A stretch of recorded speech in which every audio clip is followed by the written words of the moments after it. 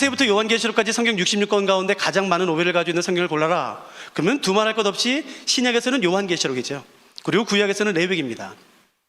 요한계시록 하면 무서워요. 두려워요. 그리고 가장 큰 오해가 있는 이유는 뭐냐면은 이단들이 많이 사용해요. 그래서 분명히 성경에 있는 단어이고 용어이고 성경에 있는 귀중한 개념이고 주제임에도 불구하고 이단들이 그 단어를 사용한다는 이유만으로 그걸 너무 멀리하는 거예요. 너무 안타까운 일이죠. 요한계시록은 무서운 책이 아니에요. 두려운 책이 아닙니다.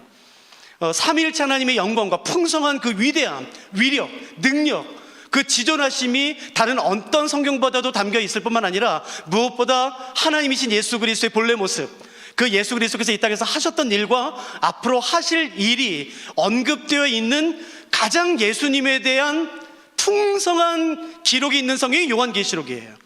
그러면 어떤 분은 이렇게 말씀하겠죠? 복음서 아닙니까? 마태, 마가, 누가, 요한. 사복음서 마태, 마가, 누가, 요한에도 예수 그리스도에 대한 이야기가 언급되어 있지만 아니요, 요한계시록에 비할 때가 안 됩니다. 요한계시록에 언급되어 있는 그 예수 그리스도의 그 풍성한 계시와 은혜와 본래 예수님의 모습, 고난받는 종이 아니라 구원자가 아니라 그 하나님 본인의 모습, 그리고 오실 그 예수 그리스도에 대한 그 영광은 이로 표현할 수가 없어요. 그렇기 때문에 요한계시록을 정확히 공부한 사람은 하나같이 요한계시록을 이렇게 말하죠. 제5의 복음서라고 말해요. 사복음서랑 비교할 수 없는 그 제5의 놀라운 복음서를 우린 요한계시록이라고 부르죠. 그러니까 만일에 우리 교회에서 요한계시록을 공부할 수 있는 기회가 주어진다면 절대로 물러나지 마세요. 요한계시록은 그리스도인들이 반드시 알아야 되는 귀한 성경 중에 하나입니다. 구약 성경 가운데 가장 많은 오해가 있는 성경은 레위기예요. 그래서 제가 어떤 성경을 이번에 같이 살펴볼까 생각하다가 레위기를 결정했어요. 왜냐하면 레위기는 어렵다라는 오해가 있고, 두 번째는 이게 오늘날 무슨 의미가 있어, 오늘날 제사도 안 드리지, 절기도 안 지키지, 11장에 언급된 음식 예법, 정결 예법도 지키지 않지, 출산, 나병에 관련된 피부병, 그 어떤 것도 지키지 않고 대속절도 지키지 않는데 도대체 이 레위기가 오늘날 우리 그리스도인들에게 무슨 의미가 있어? 라는 오해가 큰 거예요. 그러지 않습니다.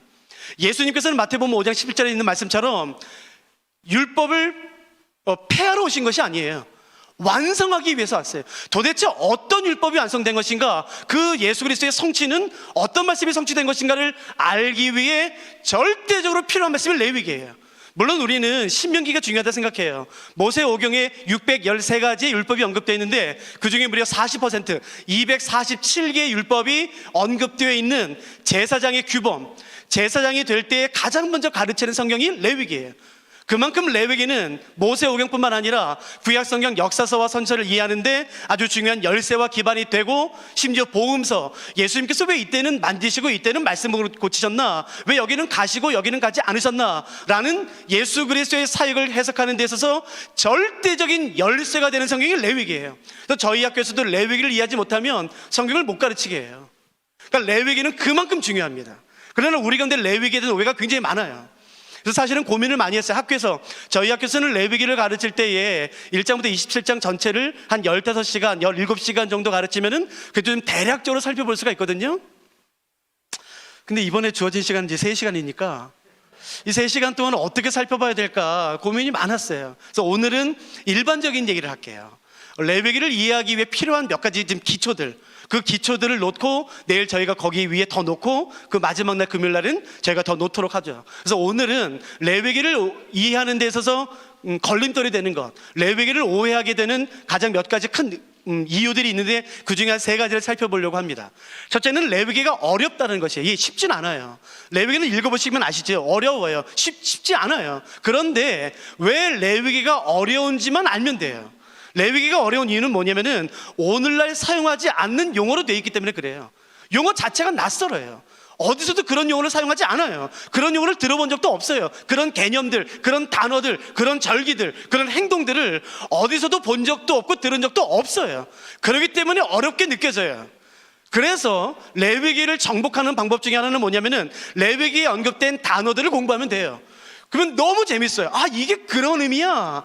이게 그런 뜻이 있었어. 그 레위기에 담겨져 있는 그 낯선 용어들, 낯선 단어들을 이해하기만 하면 사실은 레위기만큼 흥분되는, 레위기만큼 은혜되는 책은 없죠. 이건 우리가 내일 좀 더 자세히 살펴보도록 하죠. 그러니까 레위기에 언급된 그 단어들, 그리고 이 단어들이 어떤 상황 가운데 기록되었는가, 특별히 레위기가 기록됐을 당시의 역사적 상황, 문화적 상황, 그리고 마지막 종교적 상황을 이해한다면 우리가 쉽게 이해할 수가 있지요. 많은 사람들이 말하죠. 너 돼지고기 먹어 안 먹어? 돼지고기 드세요 안 드세요? 드세요? 레위기는 돼지고기 먹으면 되나요 안 되나요? 당연히 안 되죠. 근데 성경에는 먹지 말라는 음식을 왜 드세요? 여러분 선지국 드세요 안 드세요? 저는 선지국을 좀 별로 그렇게 좋아하는 편은 아니지만, 뭐 순대는 이제 피가 없겠죠? 스테이크도 뭐 그게 피가 아니겠지만, 기사 뭐 피치 안 먹으려면은 웰던으로 먹어야 되지 않습니까? 스테이크 시킬 때 어떻게 시키세요? 미디엄이나 미디엄 레어 시키지 않으세요? 그러면 다 틀리죠. 성경은 분명히 피치 먹지 말라고 말하는데, 돼지고기 먹지 말라고 말하는데, 비늘 없는 생선을 먹지 말라고 말하는데 왜 장어 드세요? 그러니까 우리는 그렇게 말하면서도 그걸 해요.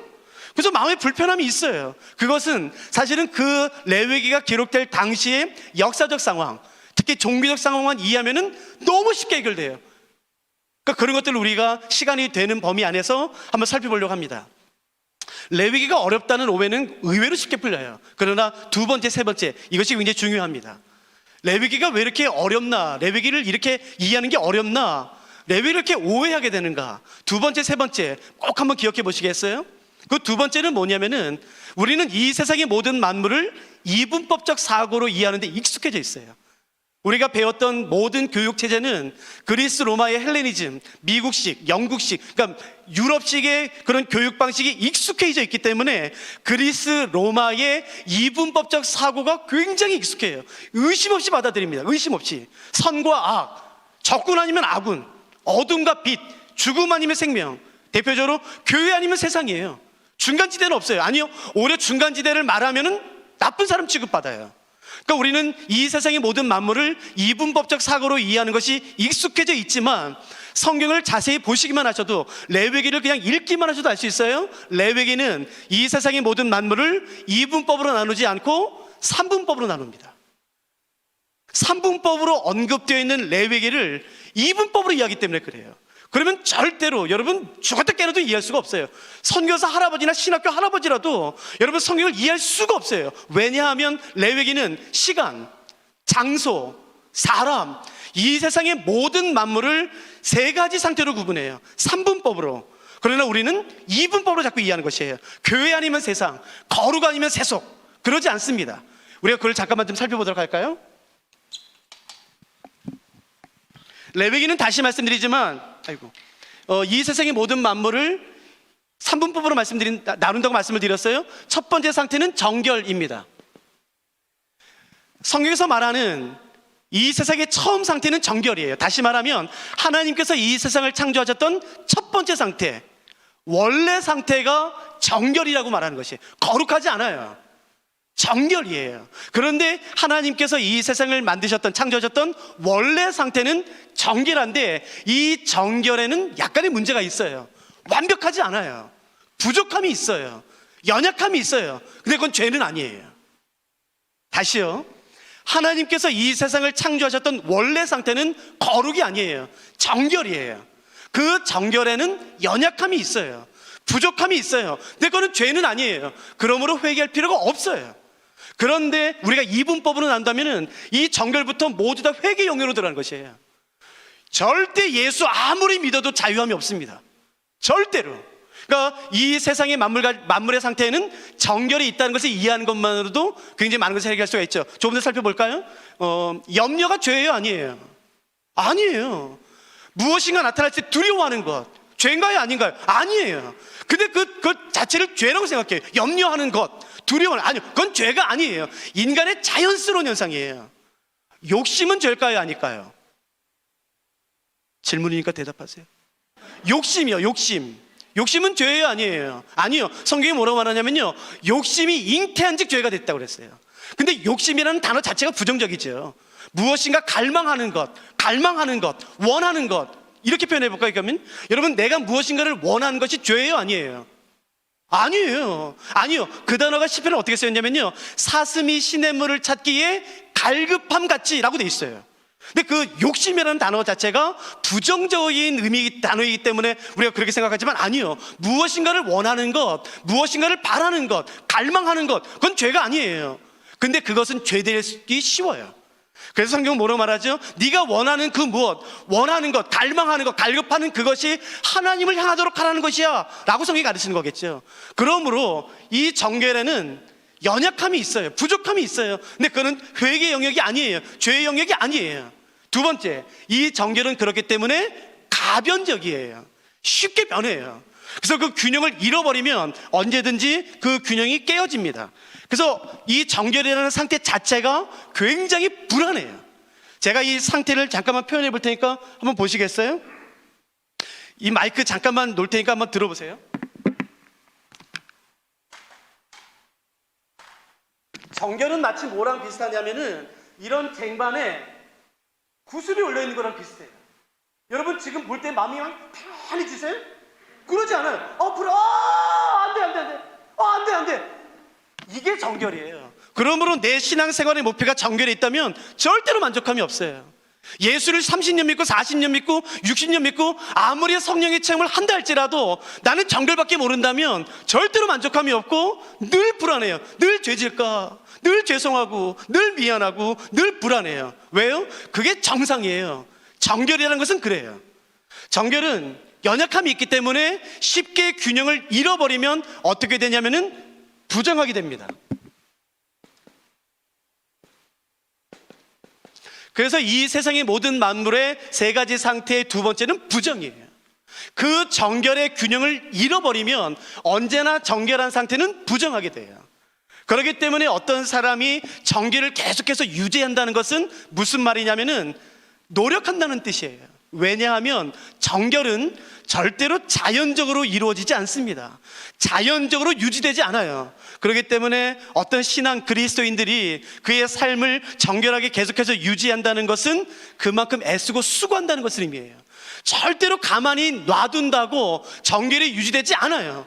정결을 유지하기 위해서는 애써야 돼요. 신경 써야 돼요. 집중해야 돼요. 조금이라도 그 신경이 다른 데 빼앗기면은 그 균형이 깨어져서 부정하게 되기 때문에 그래요. 이때부터 문제가 생깁니다.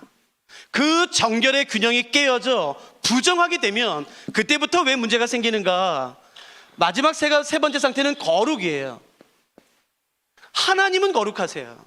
여러분이 거룩의 개념을 나중에 혹시 기회되면 설명할 수 있을지 모르겠지만 거룩은 도덕적인 개념이 아닌 것이에요. 윤리적인 개념이 아닌 것이에요. 그냥 도덕적으로 우리 가운데도 깨끗한 사람이 있어요. 윤리적으로 상대적으로 예수 안 믿는다 할지라도 윤리적으로 도덕적으로 깨끗한 사람이 있지요. 그 정도가 아닌 것이에요. 이 거룩은 완벽한 의, 하나님만이 가지고 계신 그 완벽한 의인 것이에요. 그 하나님께서, 거룩하신 하나님께서 이 세상의 모든 만물을 정결하게 창조하셨어요. 그러나 그 정결의 균형이 깨어짐으로 말미암아 부정하게 되었어요. 그러면 왜 문제가 되는가? 여러분 혹시 성경 가셨으면 한번 성경 같이 펴시겠습니까? 출애굽기 29장 말씀입니다.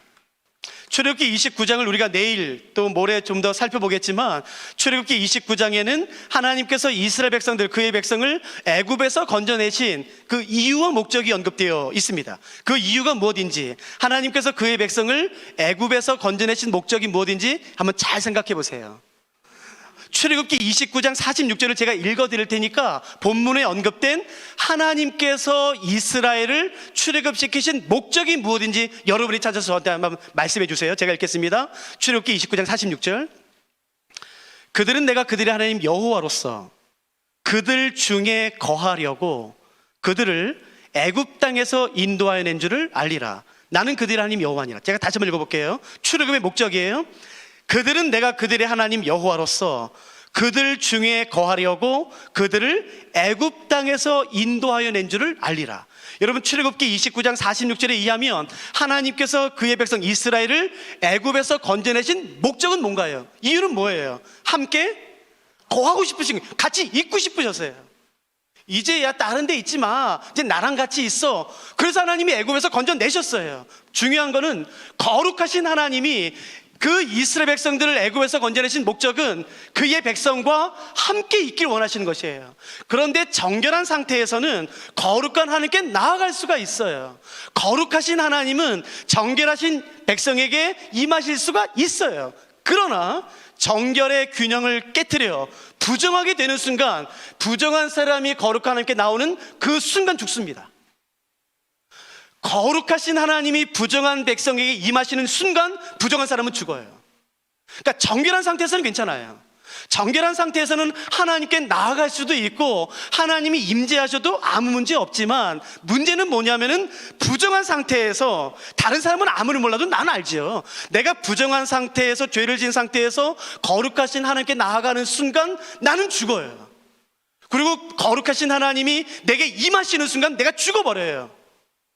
그러므로 하나님께서는 이스라엘 백성과 함께 있고 싶으셔서 출애굽을 시켰는데, 이스라엘 백성들이 균형을 잃어 정결을 깨트려 부정하게 되는 순간 하나님이 내가 임해야지 라고 그의 백성 이스라엘 백성들에 임하는 순간 이스라엘은 어떻게 되나요? 죽어요. 그러니까 임하실 수가 없어요. 그래서 부정하게 되는 것이 문제가 돼요. 그래서 구약 성경을 자세히 보신다면 구약 시대에 절대로 함부로 하지 않은 기도가 뭐냐면은, 우리가 오늘 임재 찬양 불렀어요. 절대 안 합니다. 죽어요. 자, 여러분 오늘 정결하세요, 부정하세요?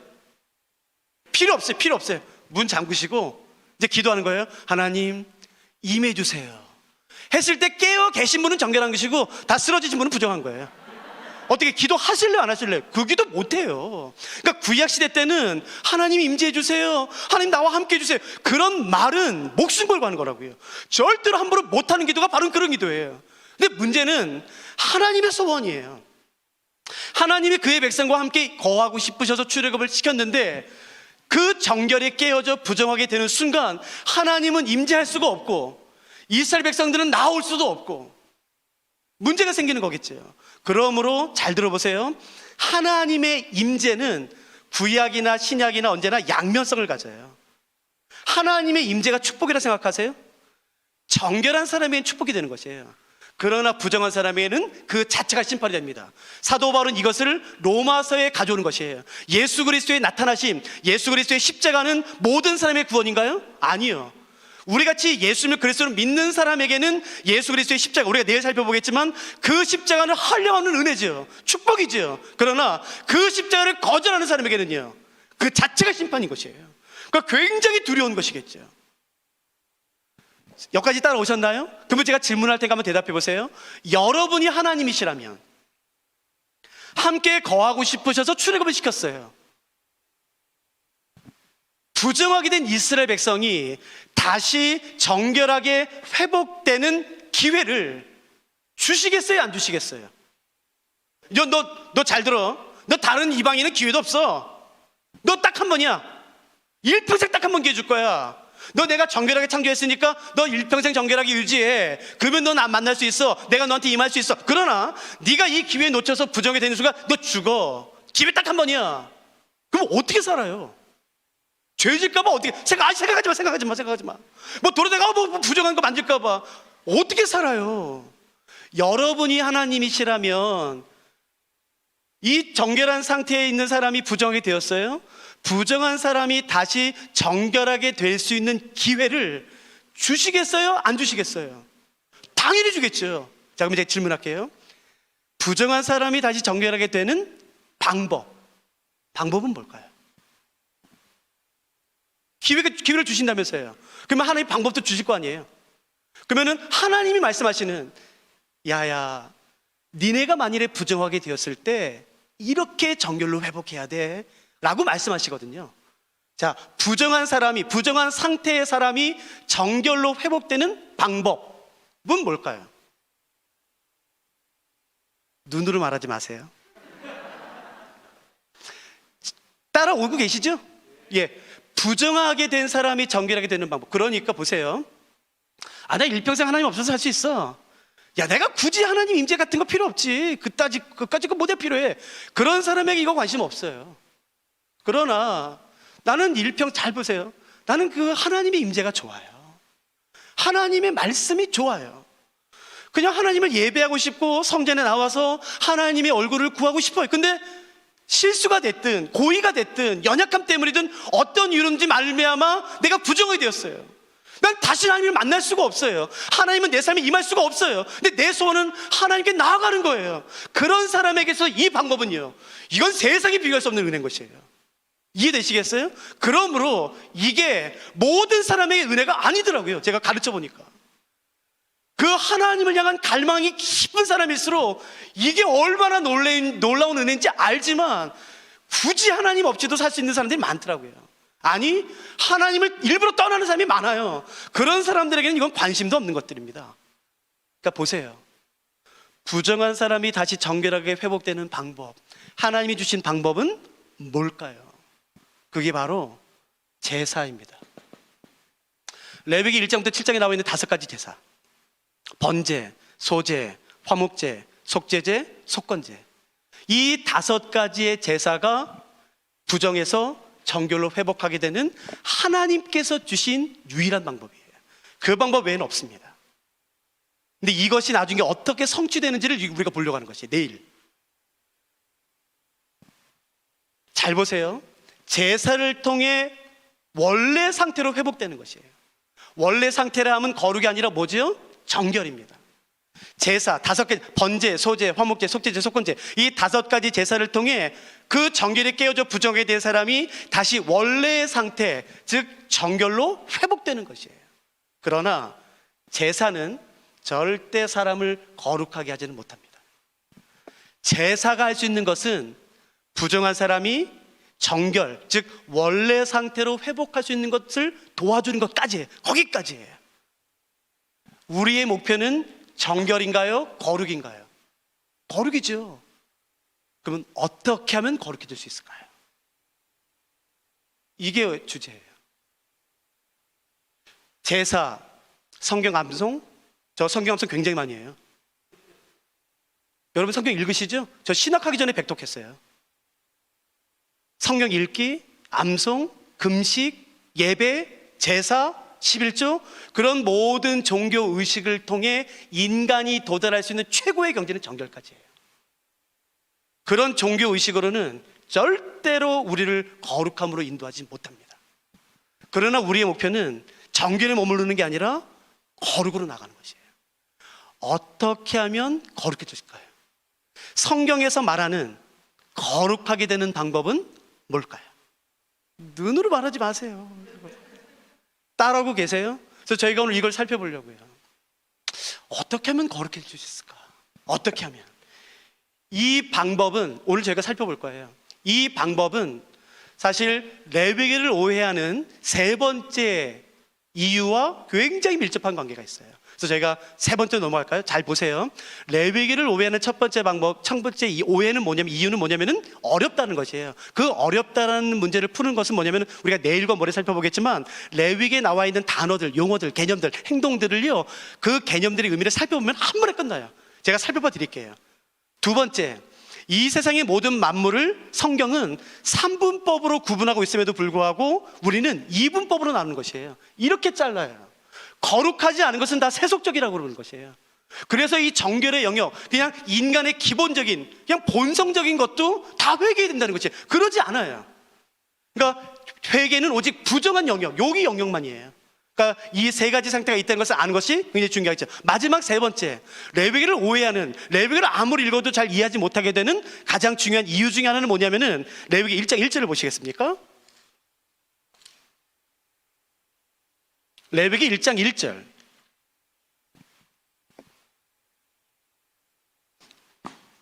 우리가 오늘 목사님께서 본문을 읽어주시기도 하셨는데 레위기 1장 1절을 읽어보면 이렇게 되겠죠. 여호와께서 회막에서 모세를 부르시고 그에게 말씀하여 이르시되, 우리가 가지고 있는 한글 성경 개역 개정의 레위기 1장 1절의 첫 번째 단어는 뭐였나요? 첫 번째 단어 뭐죠? 여호와께서예요. 그러나 히브리어 성경을 보시면 히브리어 성경에는 레위기 1장 1절의 첫 번째 단어가 여호와가 아니에요. 그 단어가 사실은 번역됐으면 저는 참 좋겠다고 생각했었거든요. 근데 그 단어가 빠졌어요. 생략됐어요. 그래서 어떤 영어 번역 성경에는 그 단어가 들어갔습니다. 저도 옛날에 한번 짧게 성경 번역에 잠깐 참석했었는데 그때 이 단어를 좀 넣었으면 좋겠다고 제가 몇 번을 말했어요. 근데 안 되더라고요. 한국이 굉장히 보수적이에요. 그렇기 때문에 한 번 찍혀진 단어나 글자가 바뀌어지는 것이 굉장히 어렵습니다. 근데 문제는 뭐냐면은 한글 성경에는 레위기 1장 1절이 여호와로 시작이 되지만 히브리어 성경에는 그러지 않아요. 여호와 앞에 한 단어가 있어요. 그 단어가 첫 단어입니다. 그건 바로 뭐냐면은 그리고예요. 그러니까 레위기 1장 1절의 히브리어 성경은, 또 어떤 영어 성경 보면은 어떻게 시작되냐면은 그리고 여호와께서 회막에서 모세를 부르시고 라고 시작이 돼요. 그리고 여러분, 제 질문해 볼게요. 어떤 책이 그리고로부터 시작된다는 말은 무슨 말인가요? 어떤 책이 그리고로부터 시작된다는 말은 무슨 의미인가요? 그 앞의 책과 당연히 연결된다는 것이겠죠. 그 앞의 책은 뭔데요? 출애굽기예요. 그러니까 잘 들어보세요. 레위기는 단독으로 기록된 책이 아니에요. 그리고로부터 시작되는 것을 통해서 우리가 알 수 있는 것은 뭐냐면은 레위기는 그 앞의 책인 출애굽기와 연결되는 것이에요. 그러므로 레위기를 이해하기 위해서는 레위기만 보면 안 돼요. 그 앞의 책과 같이 봐야 돼요. 그런데 우리는 레위기를 이해하기 위해 레위기만 봐요. 그래서 모르는 것이에요. 이게 무슨 말이지? 그러면 앞에 책과 연결이 된다고? 제가 조금만 더 설명드려 볼까요? 출애굽기 19장부터 24장에는 언약이 언급되어 있어요. 출애굽기 19장부터 24장에는 이스라엘 백성들이 애굽에서 나와서 시내산에 도착하자마자 하나님과 언약을 맺습니다. 우리는 이것을 시내산 언약이라고 불러요. 그리고 이 시내산 언약 바로 다음에는 무엇이 나오냐면은 출애굽기 25장부터 31장까지 청사진, 어떻게 만들어라 라는 설계도 같은 청사진이 나와요. 그 청사진이 뭐냐면은 성막 그리고 제사장, 이 두 가지에 대한 청사진이 나와요. 언약을 맺은 다음에 성막, 제사장에 대한 청사진, 너네가 이제 성막은 이렇게 만들어, 그리고 성막에서 일할 제사장들은 이렇게 뽑아 라고 이제 나와요. 그리고 나서 흥미로운 것은 뭐냐면은 32장부터 40장까지 그 성막이 완성돼요. 그리고 나서는 출애굽기 40장 제일 마지막에 하나님의 영광이 임하고 끝이 나요. 여러분, 이 구조를 보세요. 언약을 맺어요. 그리고 이렇게 이제 너희가 나랑 언약을 맺었으니까 이렇게 성막은 이렇게 만들어, 제사는 이렇게 라는 청사진이 2개가 나왔어요. 그런데 완성은 성막만 돼요. 제사장에 대한 언급은 없어요. 그리고 하나님의 영광이 임하고 끝이 나요. 다시 한번 질문해 볼게요. 설계도, 청사진은 몇 개라고요? 2개예요. 완성은 몇 개 됐어요? 하나요. 그러므로 출애굽기를 읽으신 분이라면, 제대로 읽으신 분이라면 마지막 40장 끝났을 때 이런 질문을 가져야 돼요. 이거 이상하다. 후편 있나? 여러분 혹시 영화 볼 때 그런 느낌 가진 적 있어요? 영화 보다가 이거 이상하다? 이거 반드시 후편 나온다 라는 느낌을 가질 수가 있지 않습니까? 그런 것처럼 출애굽기를 제대로 읽으신 분이라면 그런 기분을 반드시 가져야 돼요. 설계도는 2개인데 완성은 하나만 되고 하나님의 영광이 임하고 끝이 납니다. 근데 중요한 것은 뭐냐면은 그 다음에 레위기 1장부터 7장까지 제사에 대한 청사진이 나와요. 제사는 이렇게, 너희가 나랑 관계를 회복하려면 제사는 이거 5개 드려야 돼. 그리고 그것은 이렇게 라고 제사에 대한 청사진이 나와요. 그리고 나서는 8장과 9장에 그 제사가 완성돼요. 그리고 앞에서 언급됐던 제사장이 이때 비로소 완성이 돼요. 그리고 나서는 하나님의 영광이 9장에 임합니다. 그 패턴을 보세요. 레위기는 우리가 이렇게만 보거든요. 청사진, 완성, 영광. 그러나 그 앞에 책인 출애굽기와 함께 본다면 그 패턴이 이어지고 있다는 것을 우리가 쉽게 알 수 있어요. 정리해 볼게요. 언약을 맺고 청사진, 완성, 영광. 청사진, 완성, 영광. 그러니까 레위기와 출애굽기는 2권인가요? 1권인가요? 1권이에요. 그러니까 우리가 레위기를 아무리 봐도 이해하기가 힘든 이유는 레위기를 이해하기 위해 레위기만 보기 때문에 그래요. 레위기를 이해하기 위해 그러므로 우리가 공부해야 되는 것은 뭐냐면은 출애굽기입니다. 그래서 제가 조금만 더 설명드릴게요. 이 레위기와 출애굽기를 이해하는 핵심 중 핵심 뭐냐면은 19장부터 출애굽기 19장부터 24장에 나와 있는 언약이에요. 도대체 이 언약을 어떻게 이해하면 좋을까? 여러분, 구약 성경 창세기부터 말라기까지 언급되어 있는 39권의 구약 성경 가운데 가장 중요한 개념을 골라라. 그거는 두말할 것 없이 언약이에요. 언약은 반드시 이해하셔야 됩니다. 그 언약 약속하는 건가? 아니에요. 언약은 그냥 새끼손가락 걸고 약속하는, 축복하는 정도가 아니에요. 그러면 도대체 언약은 뭘까? 이 언약을 제대로 성경적으로 이해할 수 있는 방법은 뭐냐면은 하나님께서 이 언약을 어떻게 말씀하시는지를 보면 쉽게 돼요. 하나님께서는 17권의 선지서에서 이 언약을 회상하시면서 이렇게 말씀하세요. 야야, 니네 기억나냐? 내가 너희 조상들의 손을 잡고 애굽 땅에서 인도하여 내던 날에 맺은 우리 언약, 우리 신혼의 사랑, 그거 기억나냐? 라고 말씀하세요. 하나님은 이 광야에서 맺었던 시내산 언약을 회상하실 때마다 항상 쓰시는 단어가 뭐냐면은 야야, 니네 기억나냐? 우리가 광야에서 맺었던 신혼의 사랑, 그거 기억나냐? 라고 말씀을 하세요. 그러므로 하나님은 이 언약을 무엇과 동일시 여기는지 알 수가 있죠. 그럼 바로 결혼입니다. 그러니까 언약은 새끼손가락 걸고 축복하는 정도로 생각하시면 안 되고, 이 언약은 무엇과 동일시 여기면 되냐면은 결혼이에요. 언약을 맺었다? 그것은 하나님과 결혼한 것이에요. 그래서 언약 백성을 디도서에서는 친백성이라고 부르죠. 출애굽기 19장부터 24장, 하나님께서 이스라엘 백성들을 시내 산으로 데리고 오세요. 물론 이 전에도 하나님은 이스라엘을 알았고 하나님은 이스라엘을 축복하셨죠.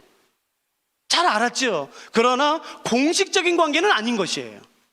하나님과 이스라엘이 공식적인 법적인 부부의 관계가 된 것은 바로 이때입니다. 그래서 선지자들은 그 이스라엘 백성들을 향해서 하나님과 그의 백성의 관계를 소개할 때에 아내와 남편의 관계를 소개하는 이유는 바로 이 언약 때문이에요. 혹시 여기까지 이해가 되시겠어요? 그럼 제가 질문해 볼게요.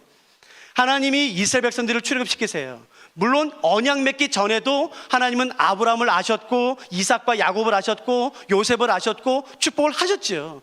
그러나 공식적인 관계는 아니에요. 이때 처음으로 하나님과 이스라엘이 결혼을 해요. 결혼하기 전에 이 남자 저 여자 만나도 되나요? 안 되나요? 어려우세요?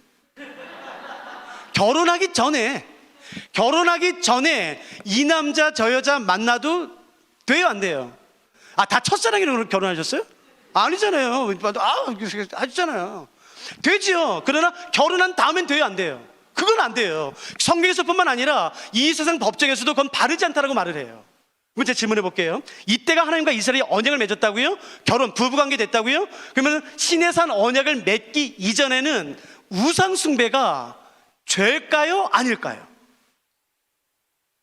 질문 이해하셨어요? 언약 맺기 전에 우상숭배가 죄일까요? 아닐까요? 죄는, 잘 들어보세요. 죄는 죄이지만 하나님께서 이스라엘 백성들을 책망하실 법적인 근거가 없어요.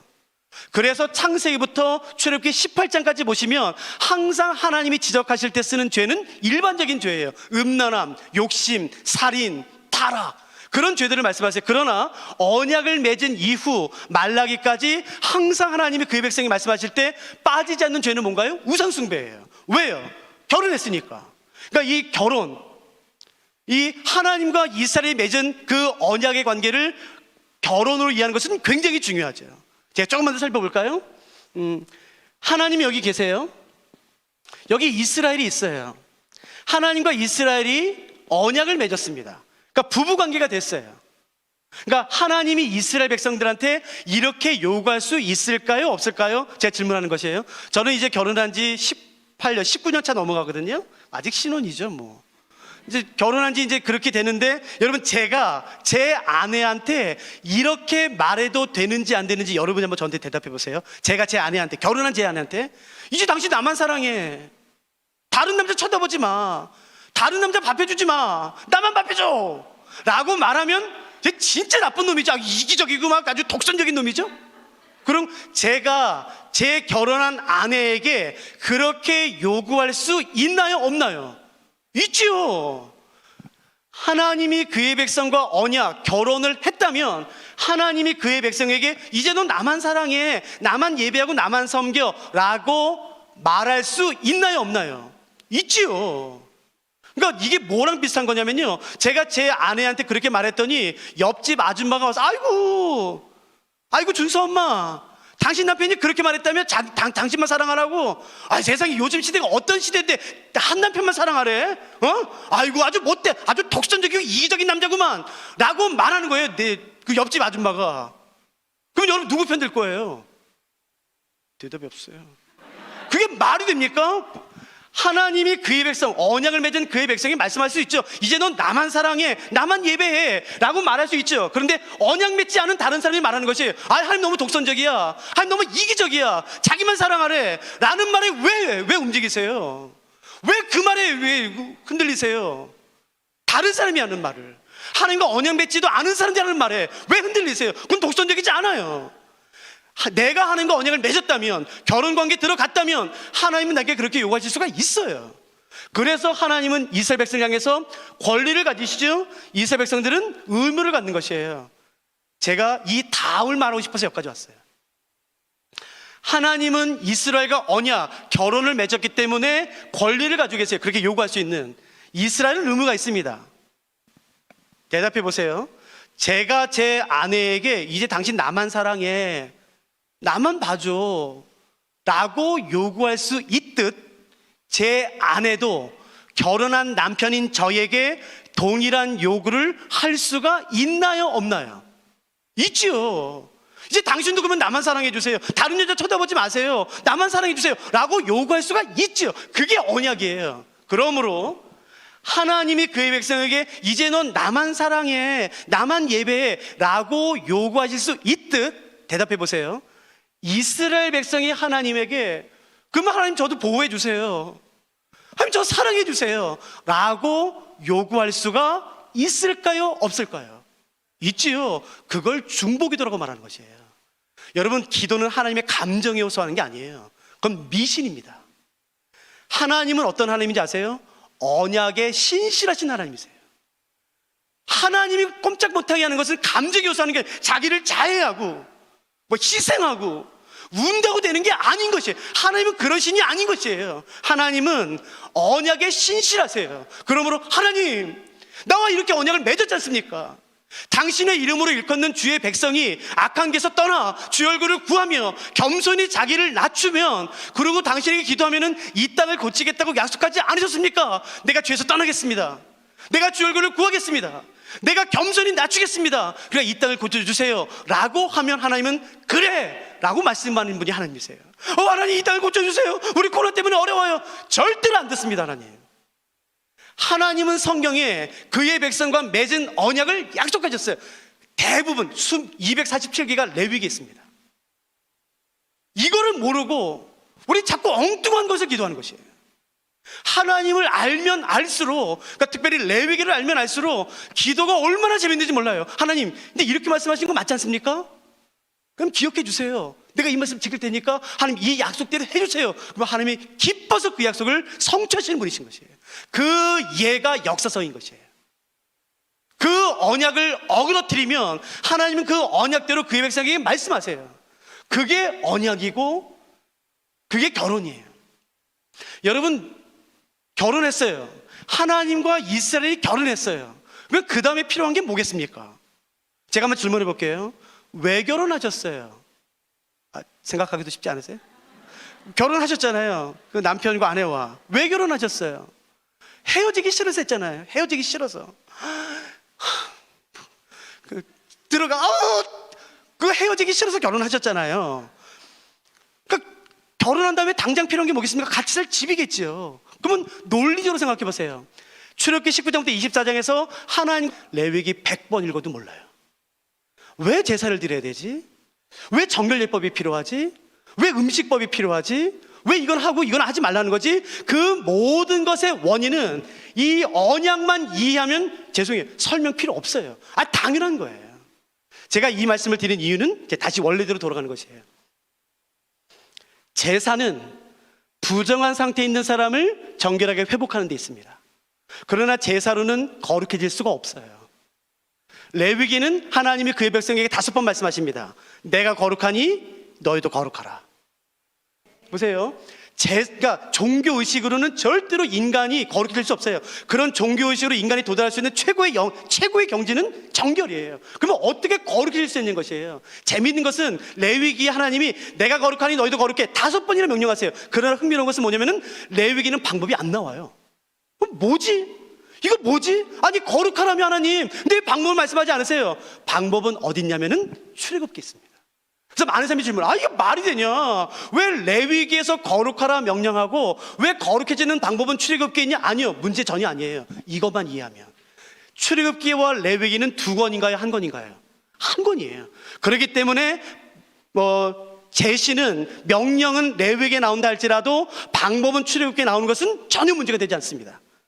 뜸을 들이는 이유는 설명이 필요 없기 때문에 그래요. 본문만 읽으면 금방 합니다. 어떻게 하면 거룩히 될 수 있을까?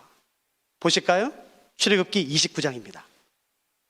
아까 46절을 읽었어요. 그걸 먼저 잠깐만 보도록 할게요. 그들은 내가 그들의 하나님 여호와로서 그들 중에 거하려고 그들을 애굽 땅에서 인도해 낸 줄 알리라. 하나님께서 그의 백성에게 가지고 계신 소원, 하나님께서 애굽에서 이스라엘 백성들을 건져내신 유일한 목적은 뭐냐면은 그냥 함께 있고 싶으신 거예요. 함께 있고 싶으신 거. 그게 왜 이렇게 중요할까요? 여러분, 그 앞에 구절 읽어드리면은 바로 나와요. 요거만 잠깐만 설명드리고 제가 그걸 읽어드릴게요. 모세의 장막, 이거 잠깐만 보세요. 모세의 장막을 부르는 별명은 모세오경의 3가지입니다. 첫째는 증거막. 증거막은 성경을 자세히 읽지 않으면 절대로 알 수 없습니다. 성경에 5번밖에 언급이 안 돼요. 성경이 그렇게 나왔나? 예. 모세의 장막을 증거막이라고 불러요. 2번째는 뭐냐면은 성막입니다. 성막이 82번 나와요. 그러니까 많이 나오죠. 한국 성도님들은 모세의 장막을 성막, 성전이라고 부르는 것을 굉장히 좋아해요. 성막은 무엇을 의미하겠습니까? 거룩한 텐트란 뜻이에요. 그런데 또 하나의 별명, 모세의 장막을 부르는 또 하나의 별명은 뭐냐면은 회막이에요. 회막. 모일 회자예요. 그냥 만나는 장소. 그냥 이것은 그냥 텐트예요. 거룩한 의미가 없습니다. 그냥 하나님과 그의 백성이 만나는 회막. 여러분은 모세의 장막을 부를 때에 성막이 익숙하세요? 회막이 익숙하세요? 성막이 익숙해요. 성막, 성전. 보세요. 성막은 성경에 82번 나오고 회막은 146번 나옵니다. 그러니까 성경 안에서 모세의 장막을 부르는 더 많은 별명은 회막이에요. 모세의 장막의 첫 번째 정체성은 성막, 거룩한 게 아니라 회막, 만나는 것이에요. 이것은 그냥 텐트입니다. 근데 오늘 제가 읽을 이 본문에는요, 이 회막이 그냥 어디서든지 구할 수 있는, 그냥 쉽게 구할 수 있는 텐트, 천조가리, 그 텐트가 순식간에 거룩하게 돼요. 순식간에. 무엇으로 말미암아? 그게 뭐냐는 거예요. 출애굽기 29장 43절입니다. 이거는 밑줄을 그으세요. 출애굽기 29장 43절 제가 읽어보겠습니다. 내가 거기서, 그러니까 회막이에요. 내가 거기서 이스라엘 자손을 만나리니 내 영광으로 말미암아 회막이 어떻게 되나요? 거룩하게 돼요. 그러니까 하나님께서 회막에 임재하세요. 그 임재하시면 하나님의 임재로 말미암아 그 어디서든지 구할 수 있는 그 천조가리가 순식간에 성막이 돼요. 거룩하게 돼요. 그렇다면 정결해서 거룩하게 되는 방법은 뭔가요? 하나님의 임재입니다. 예, 영광, 하나님의 임재예요. 하나님이 계시면, 하나님이 임재하시면 그 임재로 말미암아 그 정결한 사람이 거룩하게 회복되는 것이에요. 거룩하게 되는 성경에서 말하는 방법은 뭐냐면은 하나님의 임재입니다. 그러면 제가 조금만 더 응용해 볼까요? 이것은 거룩한 것입니다. 이것은 거룩한 것이 아닙니다. 라고 구분할 때에 그 기준이 뭐예요? 하나님의 임재가 있는 것이 거룩한 것이에요. 출애굽기 3장 기억나시나요? 미디안 광야에서 하나님께서 모세를 부르세요. 내 신을 벗으라. 왜요? 내가 선 것은 거룩한 땅이다. 그건 거짓말이에요. 왜냐하면 그 미디안 광야는 이스라엘 백성들이 단 한 번도 간 적이 없고 하나님을 예배한 적도 단 한 번도 없던 우상의 땅이에요. 더러운 땅이에요. 인신제사를 드리는 더러운 땅이에요. 악한 땅이에요. 근데 하나님 말씀하세요. 네가 서 있는 것은 거룩한 땅이야. 왜요? 하나님이 거기 계시기 때문이에요. 그러므로 성경에서 말하는 거룩과 거룩하지 않은 것의 기준은 뭐냐면은 하나님의 임재예요. 민감한 문제겠지만 죄송해요. 한 번만 들어보세요. 여러분, 오늘 우리가 이런 아름다운 성전에 있어요. 여기가 거룩해요? 거룩하지 않아요? 대답 안 하시네. 여기가 거룩해요? 거룩하지 않아요? 거룩해. 이유가 뭡니까? 하나님이 계시기 때문에 그런 것이에요. 하나님이 계신 곳이 거룩한 곳이에요. 그러나 아무리 교회라는 타이틀이 있다 할지라도 거기에 하나님의 임재가 없다면 그것은 가장 세속적인 장소가 된다고요. 교회가 하나님의 임재가 있을 때만 거룩해지는 것이에요. 절대로 타이틀이 보장해 주지 않습니다. 오늘 이 예배를 마치고 집에 돌아갔어요. 여러분, 그곳에 하나님의 임재가 있다면 여러분의 집도 거룩한 곳이 될까요? 되지 않을까요? 되겠죠. 여러분, 내일 여러분이 학교를 가고 직장을 가시겠죠. 병원을 가시겠죠. 여러분, 그곳에 하나님이 계시다면 그것은 어떤 곳인가요? 거룩한 곳이 되는 것이에요. 근데 질문해 볼게요. 교회, 여러분의 집, 학교, 직장, 이 네 곳 가운데 가장 거룩한 곳은 어떤 곳인가요? 교회, 직장, 학교, 아무데나요. 그곳 가운데 가장 거룩한 곳은 어딘가요? 다 똑같죠. 하나님이 계신 곳이 거룩한 곳이에요. 아무리 여기가 교회다, 타이틀을 기도원이라 붙여놨다 할지라도 거기는 욕심만 있고 인간적인 타락함이 있다면 거기는 절대로 거룩한 곳이 될 수가 없는 것이에요. 그러나 아무리 음란한 땅이라 할지라도 그곳에 하나님이 임재하시는 순간 거기는 순식간에 거룩한 땅이 되는 것이에요. 조금만 더 정의해 볼까요? 누가 거룩한 사람이에요? 여러분, 저는 목사입니다. 저는 선교사예요. 저 교단에서 2번 안수 받았어요. 저 같은 사람 없어요. 저 2번 안수 받았어요. 저 강사, 대표, 권위가 있죠? 없어요. 누가 거룩한가요? 어떤 사람이 거룩한가요? 목사가 거룩한 거예요? 아닙니다. 타이틀이 거룩을 보장해 주지 않아요. 아무리 목사, 선교사, 성경학교 책임자라는 타이틀이 주어져 있다 할지라도 하나님의 임재가 없다면 그 사람은 세상에서 가장 타락한 사람이에요. 가장 세속적인 사람이에요. 무엇이 거룩을 보장해 주나요? 하나님의 임재예요. 하나님의 임재. 그러므로 내가 어디에 있든지 간에, 무슨 일을 하든지 간에, 내가 어떤 일을 감당하든지 간에 내가 하는 일에, 내가 하는 장소에 하나님이 계신다면 여러분, 그것은 하나님이 계시는 거룩한 장소가 되는 것이에요. 교회만이 아니라 여러분, 내일 누가 여러분의 교회를, 여러분의 직장을, 여러분의 집을, 여러분의 학교를, 여러분의 카페를, 여러분의 병원을 거룩한 곳으로 만드시겠습니까? 그곳에 하나님이 임재하시는 순간 여러분, 그것은 거룩한 곳으로 바뀌는 것이에요. 기억하세요. 우리가 이제 이걸 내일 더 살펴보겠지만 정결에서 거룩하게 되는 가장 중요한 기준은 거룩함이에요. 하나만 더 살펴보실까요? 응용할까요? 그러면 거룩한 직업은 뭘까요? 목사는 거룩해요, 안 거룩해요? 그렇게 말씀하시면 안 되죠. 목사는 거룩해요, 안 거룩해요?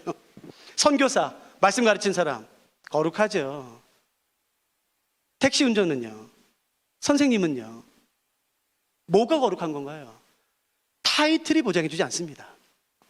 하나님께서 나를 불러주신 그 직업이 나에게 거룩한 것이에요. 내가 아무리 목사를 할지라도 목사로 부름받지 않았음에도 불구하고 목사가 된다면 죄송해요. 그 목사라는 직업은 그 사람에게 세속적인 직업이 되는 것이에요. 목적이 다르니까. 하나님이 나를 불러주신 그 직업, 그게 거룩하죠. 그러므로 하나님께서 나에게 은사를 주시고 재능을 주셔서 불러주신 그 자리에서 거룩함으로 승부하는 것이에요. 마태복음부터 요한계시록까지 신약성경 27권 가운데 성공, 들어보세요. 성공이라는 단어가 10번 이상 나올까요? 안 나올까요? 마태복음부터 요한계시록까지 27권 들으세요. 단 한 번도 안 나옵니다. 성공이란 단어는 단 한 번도 안 나와요. 하나님은 우리를 성공하도록 부르지 않으셨어요. 그러니까 그렇게 애쓰지 마세요. 그러면 실패하는 뜻인가요? 아니요. 그러나 성경에서 반복되는 말은 뭐죠? 거룩하라예요. 신실하라는 것이에요. 하나님은 우리를 성공하도록 부르신 것이 아니라 거룩하도록 부르셨어요. 신실하도록 부르셨어요. 그러니까 부름받지 않은 일에 애쓰지 마시고 부름받은 일에 애쓰세요. 이게 다 그러면 가난하다는 뜻인가요? 실패하는 뜻인가요? 아니요. 그거를 목적으로 삼지 말란 뜻이에요. 하나님이 여러분에게 성공을 주셨어요? 감사합니다. 정말 감사하죠. 그러나 그것을 목적 삼지 말고 하나님이 나에게 주신 성공을 도구 삼아 거룩함을 이루면 되는 것이에요. 그러나 아무리 나에게 성공을 주셨다 할지라도 그 성공으로 말미암아 나의 거룩이 무너진다면 그건 저주가 되는 것이에요. 하나님이 우리에게 나에게 실패를 주셨어요? 감사합니다. 여러분, 그 실패 절대로 영원하지 않아요. 그 하나님이 나에게 주신 어떤 상황에서의 실패를 통해 그 거룩함을 이루면 되는 것이에요. 하나님이 여러분에게 재정을 많이 주셨나요? 너무 감사하죠. 그 재정을 통해 거룩함을 이루면 되는 것이에요. 하나님이 여러분에게 지금 돈을 주지 않으셨어요? 가난함을 주셨습니까? 감사합니다. 그거 절대로 영원하지 않아요. 그 가난을 통해 하나님의 거룩하심을 이루면 되는 것이에요. 부름받지 않은 것을 위해서는 10원도 쓰지 마세요. 부름받은 것을 위해서 애쓰세요. 성공이 아닌 것이에요. 거룩함인 것이에요. 하나님께서는 교회를 통해 이 땅 가운데 하기를 원하시는 일이 있어요. 그 비전은 어떤 조직과 어떤 공동체와 어떤 회사에도 주지 않으신 오직 교회만이 감당할 수 있는 그 놀라운 사명을 주셨지요. 에베소서에 의하면 그 교회의 사명은 두 가지에서 나와요. 그 힘이, 이 두 가지를 잃어버리면 절대로 그 사명을 이룰 수 없다라고 말합니다. 그 사명을 이루기 위해 반드시 필요한 그 힘의 근원, 그 두 가지 혹시 아시는 분 계세요? 그 힘의 근원, 교회가 그것을 감당할 수 있는 그 힘의 근원은 어디서 나오나요? 돈이 아니에요. 성도 수가 아닙니다. 우리 교회에 얼마나 사회적으로 영향력 있는 정치인이나 그런 사람들이 다니는가, 그게 아무것도 아니에요. 교회의 힘은 에베소서에 의하면 두 가지 나옵니다. 첫째, 거룩함이에요. 거룩함을 잃어버린 교회는 아무리 수만 명이 모여도 절대 교회 역할을 감당하지 못합니다. 그러나 몇십 명 모이지 않은 작은 교회를 할지라도 그 거룩함이 있는 교회는 하나님께서 교회를 통해서 이루고자 하시는 그 일을 마침내 이룰 수 있는 것이에요. 그게 첫 번째, 거룩함. 두 번째, 성령 안에서의 하나됨입니다. 그 교회를 분열시키는 것들이 있어요.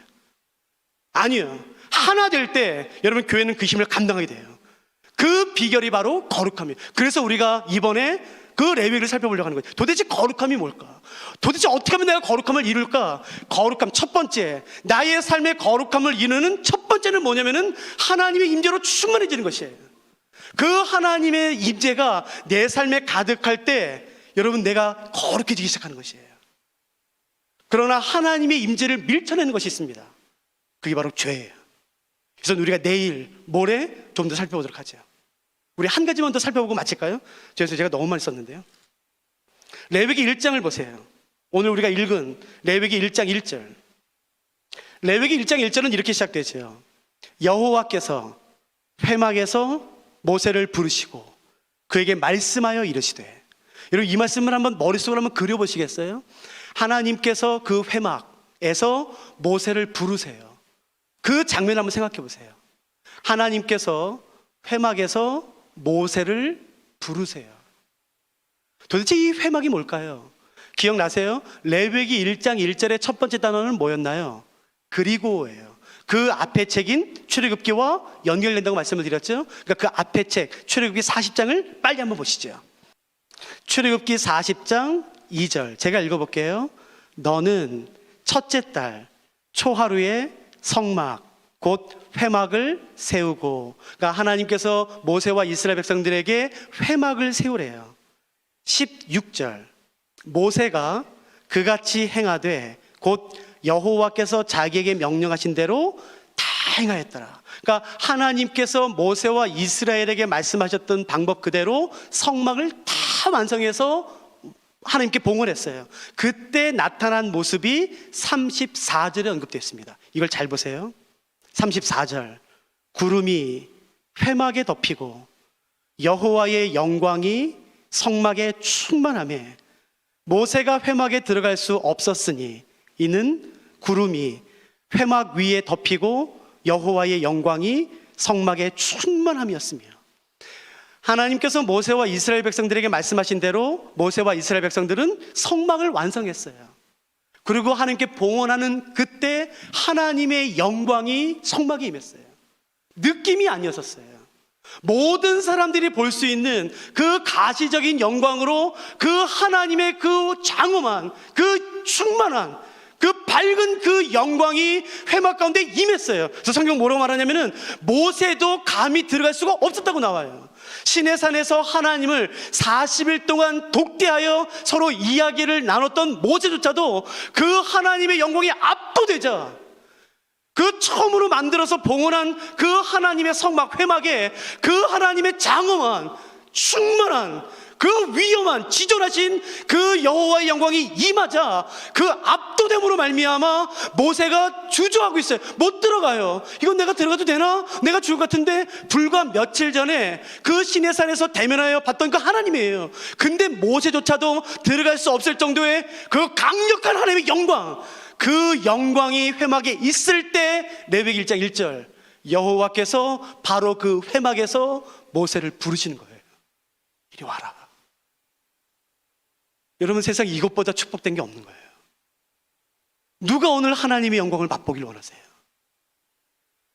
내가 들어갈 수 있다고 들어가나? 절대 안 됩니다.